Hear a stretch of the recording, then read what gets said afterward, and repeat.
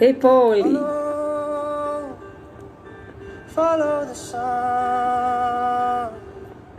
Ana, boa tarde, seja bem-vinda.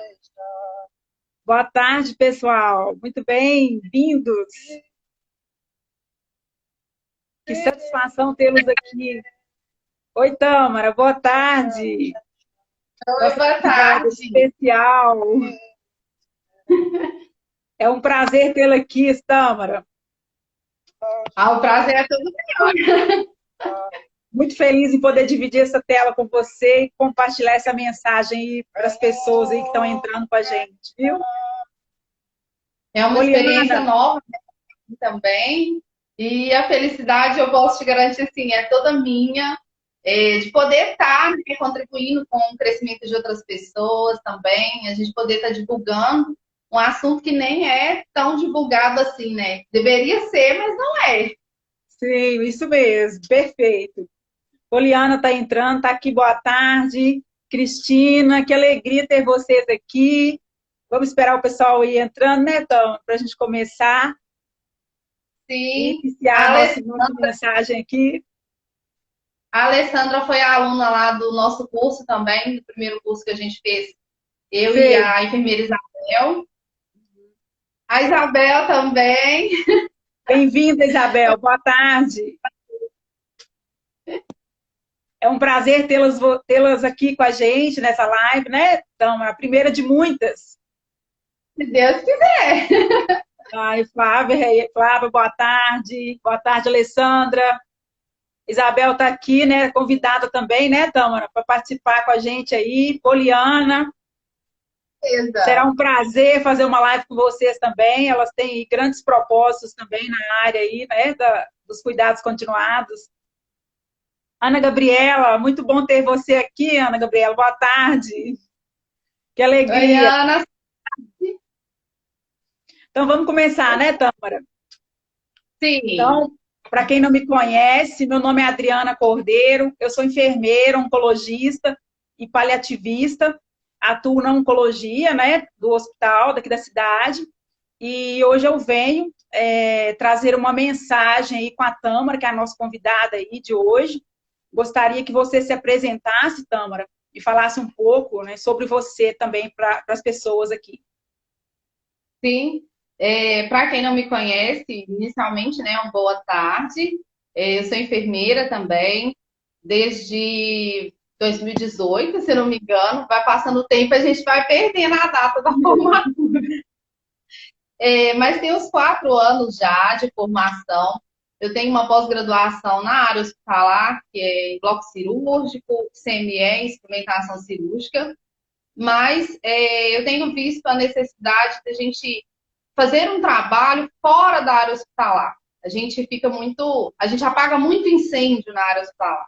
E eu acho que o objetivo da enfermagem não pode ser ficar apagando incêndio. A gente precisa promover saúde, prevenção, e por isso eu tenho trabalhado mais na área domiciliar, na área de cuidados ao paciente, de docência para novos profissionais. Então, esse é o objetivo. Isso aí, muito Conta bom. conta pra gente também, Adriana, um pouco da sua trajetória, né, profissional. Bom, eu já estou na enfermagem há aproximadamente 28 anos e, de repente, eu tive uma afinidade muito grande com a oncologia e tive uma experiência pessoal com cuidados paliativos, mas nunca imaginei que eu realmente fosse atuar na oncologia de fato. Foi uma área assim que ardeu muito meu coração e eu decidi que ali seria o meu lugar, minha área de atuação até enquanto eu vivesse. Então, dentro do cuidado da oncologia existe, né, o cuidado paliativo, hoje o cuidado continuado, que é uma área que eu tenho uma grande afeição também e eu gosto muito de fazer. Então, eu tinha um desejo de passar essa mensagem do cuidado paliativo, levar alguns conceitos para as pessoas. E aí eu decidi, o nome para aliviar, ele brotou, né, ele veio do coração, e eu criei a página no Instagram para falar sobre cuidados paliativos, né, quais são, de fato, os conceitos, e mostrar para as pessoas que é um cuidado centrado na pessoa, não na doença, e é Uhum. ofertado por uma equipe multi-interdisciplinar. Então, daí Sim, surgiu a página e depois dela vieram muitas palestras, mini cursos, né? A gente vai falar um pouco aí mais adiante. E eu sei que sim. você também tem, né, Tamara, uma página aí no Instagram ou outras, várias páginas, não sei, que você falar sobre elas também, para o pessoal ter é, conhecimento e saber por que que aconteceu a nossa conexão, né? É. Então, gente, eu tenho, né, duas páginas no Instagram. Uma página diz respeito ao meu trabalho pessoal, profissional, só as coisas que eu faço, que são relacionadas às consultas domiciliares, avaliação de feridas. E eu entrei na questão da consulta domiciliar também por uma questão muito pessoal, né? Meu pai é falecido há 21 anos, e 21 anos atrás não existia os cuidados da forma como eles são feitos hoje. Então, sim, a gente tinha muito profissional qualificado na questão técnica, na questão de saber realizar os procedimentos, mas é uma coisa que eu venho observando desde quando aconteceu esse fato, que o cuidado com a família, o cuidado com o paciente, ele é muito deixado de lado e as técnicas, as práticas, elas são colocadas em primeiro lugar. Então, pensando em todo esse contexto, né, eu resolvi trabalhar, juntar a minha formação, pensando no melhor para o paciente. Que o paciente ele precisa, mesmo no ambiente domiciliar, ele precisa que ele seja visto, além das técnicas, das práticas, de um cuidador que ele precisa ser treinado, ou uma técnica que está precisando de um emprego. O paciente é prioridade. A família daquele paciente é prioridade. Então, eu acredito que a orientação, a forma como a gente lida com essas pessoas é muito importante. E por isso eu trabalho na minha questão particular profissional dessa maneira. E eu trabalho também em conjunto com a enfermeira Isabel, que está aí assistindo a gente. Nós somos Bacana. sócias no núcleo de formação em cuidados. Também voltado, né, para essa questão, nós acreditamos que o cuidador, quando ele entende o que ele está fazendo, e não simplesmente fazendo porque alguém deixou uma prescrição para ele, o cuidado ele rende muito mais. O paciente ele é melhor atendido, a gente consegue proporcionar para ele uma qualidade de vida melhor. Ontem, por exemplo, a gente estava dando uma aula sobre curativos e feridas. E aí, quando eu expliquei para as meninas que cada ferida tinha uma forma de se tratar, elas olharam para mim assim, mas é mesmo? Eu falei, gente, cada ferida tem uma forma, cada ferida tem uma origem diferente. E são essas pequenas informações que nós não. É como se nós não quiséssemos dividir com quem está lá na ponta do cuidado, Sim. que faz toda a diferença. E por isso que nós trabalhamos nessas duas áreas, na área particular e na área da docência também. Muito bom, Tamara. Um trabalho muito lindo de vocês, o seu, da Isabel. Parabéns aí pela iniciativa, né? A cidade realmente precisa de profissionais com esse olhar. E assim, eu falo também, você contou a sua experiência. Eu tive uma Sim. experiência pessoal com a minha mãe, né? Em 2005. A minha mãe faleceu da pior forma possível. E naquela época, nós achávamos que morrer era daquele jeito mesmo. Então, a morte ela pode ser uma experiência muito traumática, né? Então, a gente costuma muito Sim. falar no paliativismo a morte boa e a morte ruim. E aí eu nem Uhum. sabia que existia uma forma de morrer mais tranquila, mais digna, sem dor e sofrimento. Então, é o que a gente Uhum. chama de uma morte com suporte, né, para o paciente, para a família, sem dor e sofrimento. É claro que o sofrimento ele vai existir em várias dimensões. Então, eu lembro que na Sim. época, minha mãe faleceu no quarto comigo, mas o meu pai e os meus irmãos todos na recepção de um hospital. O desejo da minha mãe era receber o irmão dela, que morava numa zona rural, e ele chegou pela madrugada e aí falaram que não podia entrar mais. Então, ela morreu, né, com os filhos lá embaixo. Ela pedia algumas coisas, como um ventilador, não podia entrar, então era cheio de regras. Então, hoje, depois que nós começamos a atuar com a Comissão de Cuidados Paliativos, eu tive um outro conceito de morte, né? Um outro conceito de terminalidade, a doença que ameaça, né? Ou uma situação que ameaça a continuidade da vida, ela pode ser acolhida por uma equipe multi-interdisciplinar. Então, o cuidado paliativo não é feito só por uma pessoa, existe uma equipe que cuida das dores e do sofrimento humano. Então, a Cecily Saunders, que é uma precursora dos cuidados paliativos, ela fala isso. O sofrimento só é intolerável quando ninguém cuida. Então, eu tive Sim, a percepção de que é possível oferecer um cuidado, né, e um alívio do sofrimento em várias dimensões. Então, essa experiência, né, me conectou fortemente assim, com cuidados paliativos. Daí eu passei, de fato, a, assim, a me conectar cada vez mais e a trabalhar com pacientes, com familiares, né? Porque o paciente ele não é sozinho, ele existe dentro de uma família. Então a gente sempre uhum, fala o paciente, a família e a equipe. Então é um sim, cuidado que deve ser instituído desde o diagnóstico até o processo do luto, até o período do luto, né? Então eu sei, você sim. também teve uma experiência familiar, e isso acaba trazendo para a gente experiências pessoais também de cuidado, né, de humanização, e vai, a cada dia que passa, né, Tâmara, a gente pensa em levar isso para outros profissionais.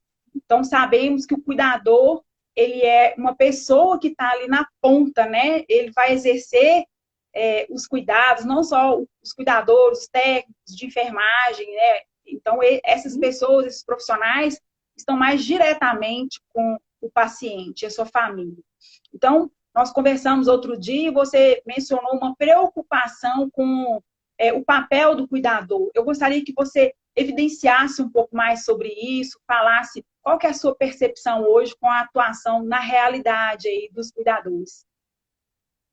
Eu vejo hoje em dia, né, como você disse, que os cuidadores eles estão na ponta do cuidado.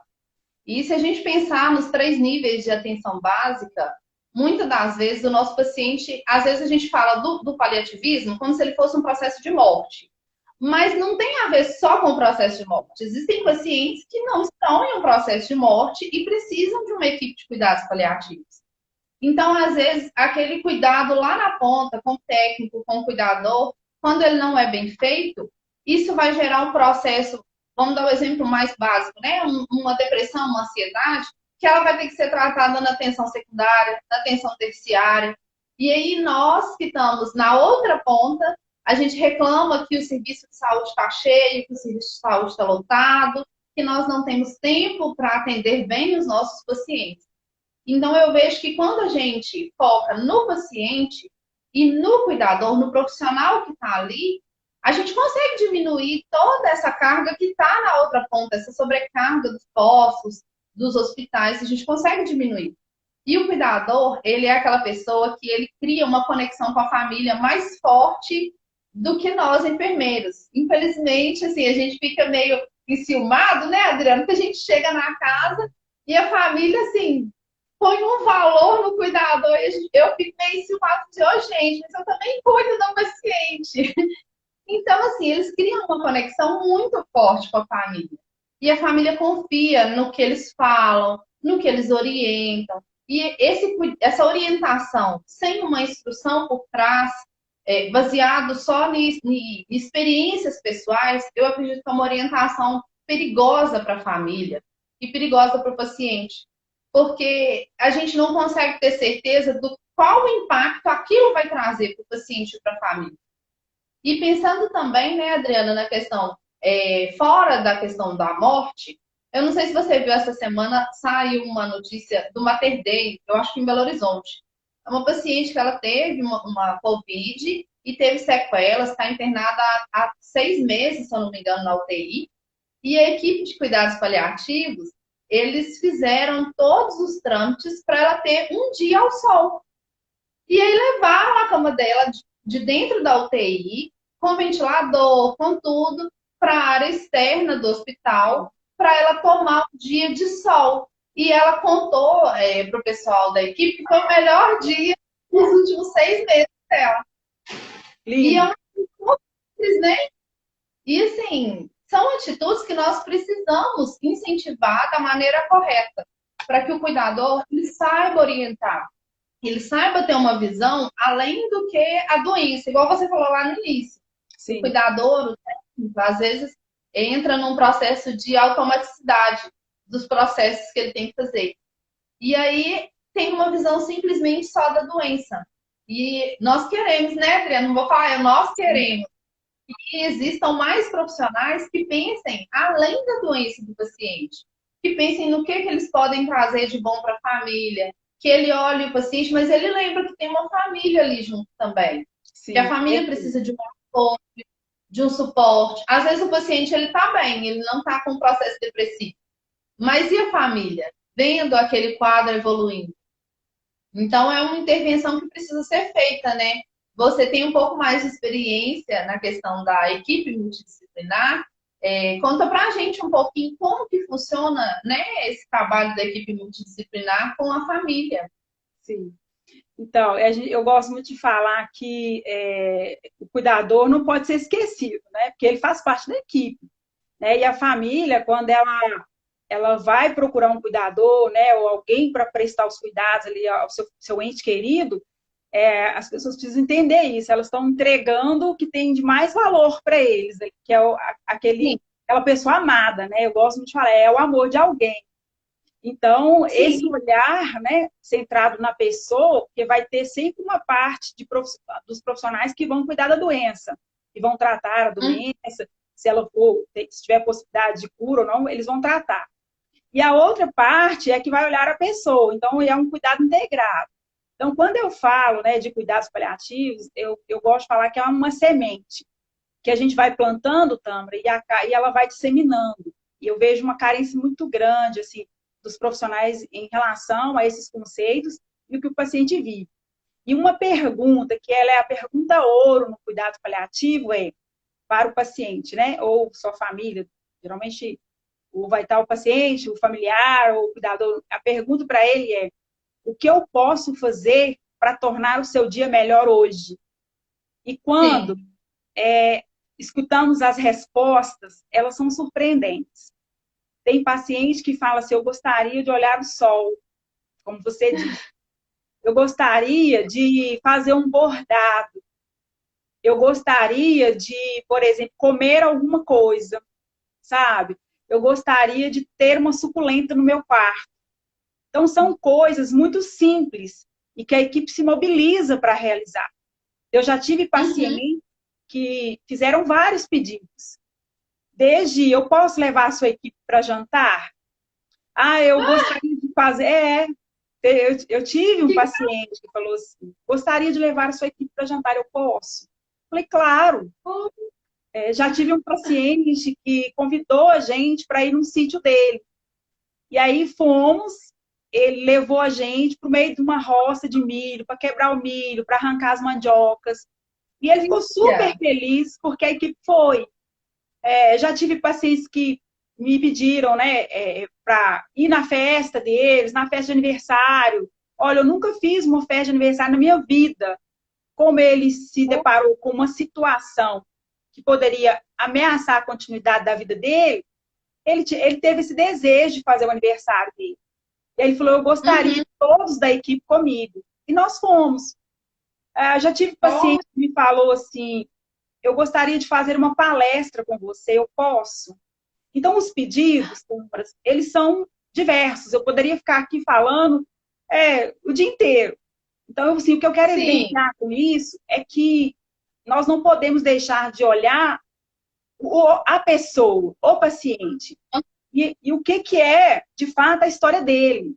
Né? Porque o paciente ele tem uma história de vida. E muitas vezes os profissionais não olham para essa história. Se entram na doença, Uhum. tratar a sua doença, os cuidados são esses, e não respeitam a autonomia do paciente.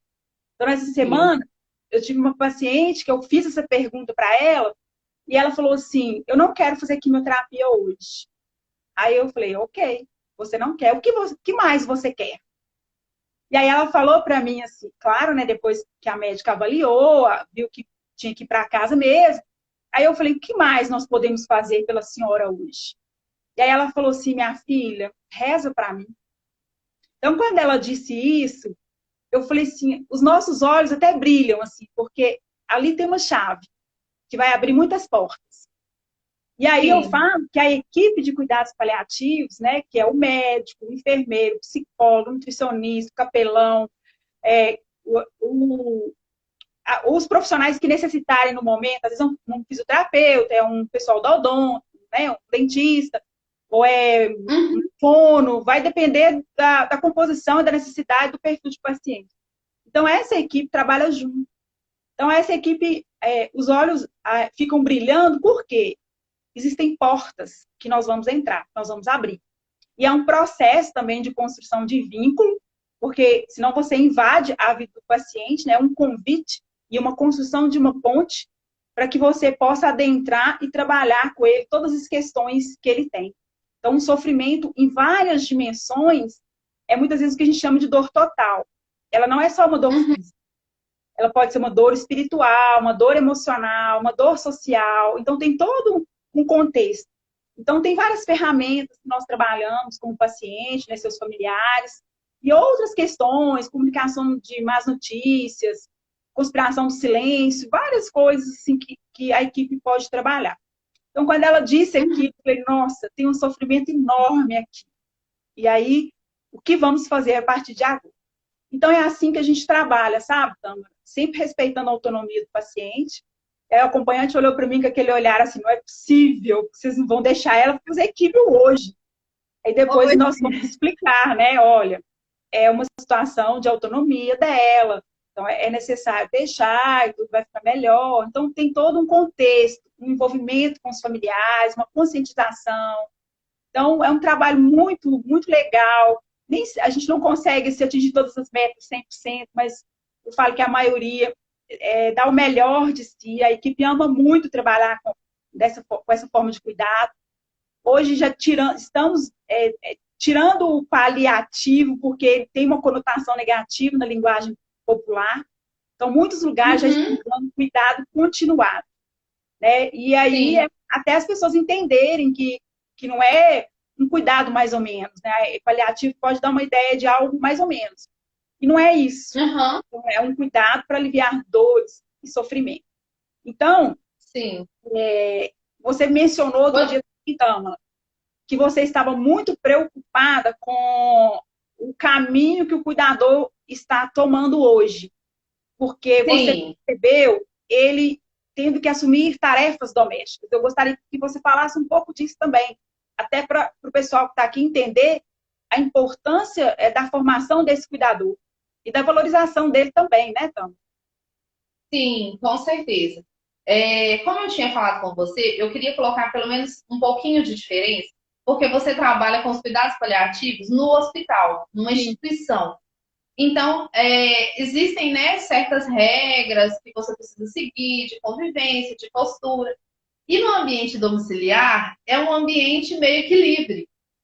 Então, a gente tem algumas diferenças do cuidado paliativo no ambiente domiciliar, porque ali a família está muito mais envolvida no processo de adoecimento do que no hospital. No hospital, a família ela vai visitar, ela fica conhecendo como está sendo o tratamento, né?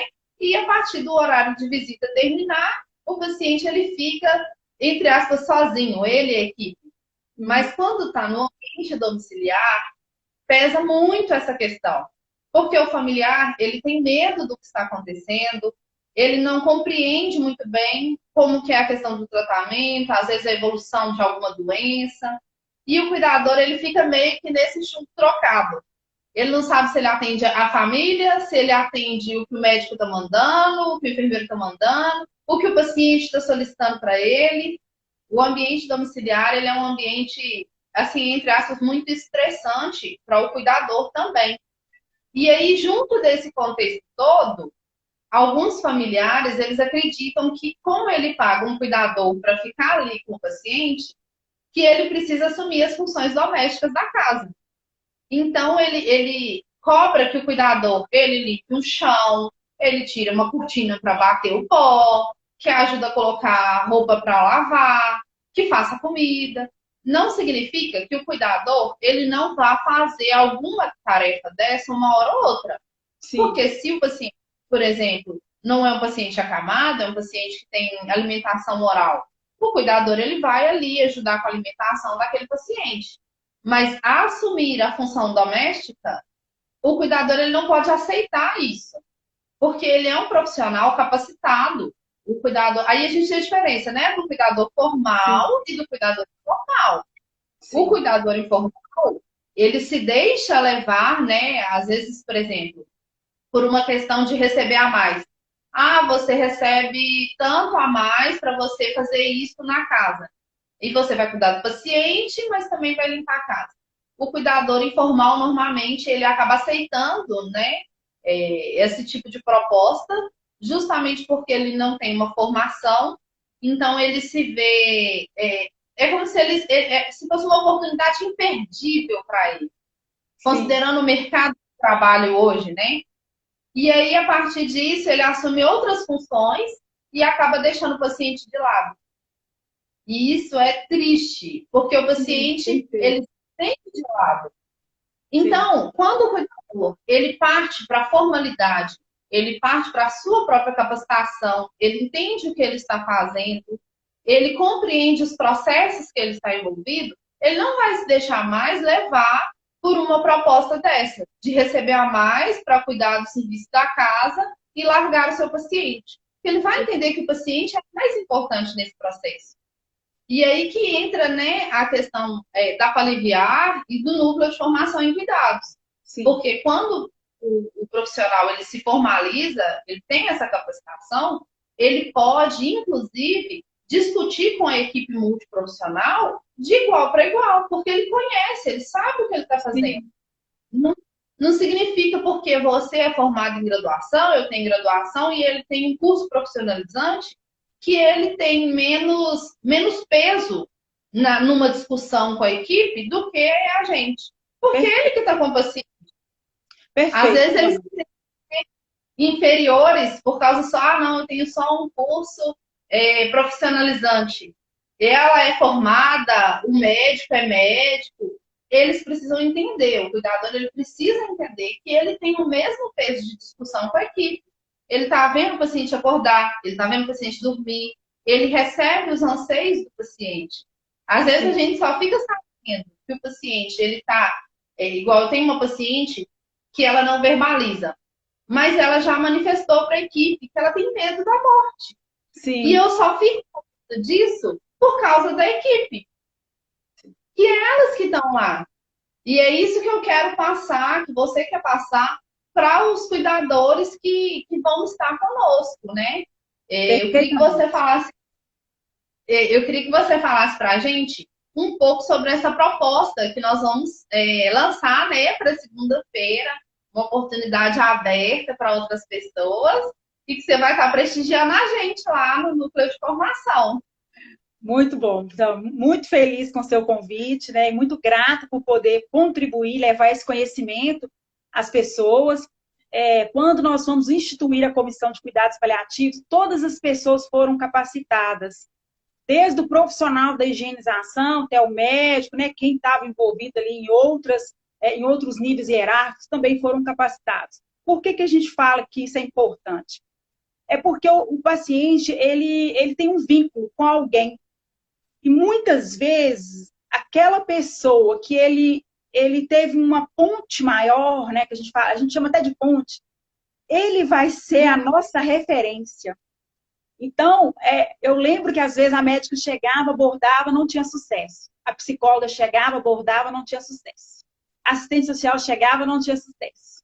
O enfermeiro da mesma forma. E, de repente, aquele paciente, ele desenvolvia uma afinidade, uma conversa ali com a menina que estava ali higienizando o quarto dele todo dia. E ele contava para ela questões assim muito interessantes para nós, grandes chaves para a gente. E ela tinha que ser envolvida, e ela tinha essa abertura de chegar na equipe e falar, olha, esse paciente hoje, ele me contou que ele tem um desejo, ele tem uma necessidade, espiritual, ele está sofrendo com isso. E aí não claro, né, que tem a questão ética, a gente não sai da questão do sigilo, da ética, mas ela trazia essa demanda para a equipe E a partir desse momento, a equipe começava a trabalhar. Então, o cuidador, ele também tem ele tem que ter essa percepção. E precisamos olhar para todas as pessoas da equipe como pessoas fundamentais no cuidado.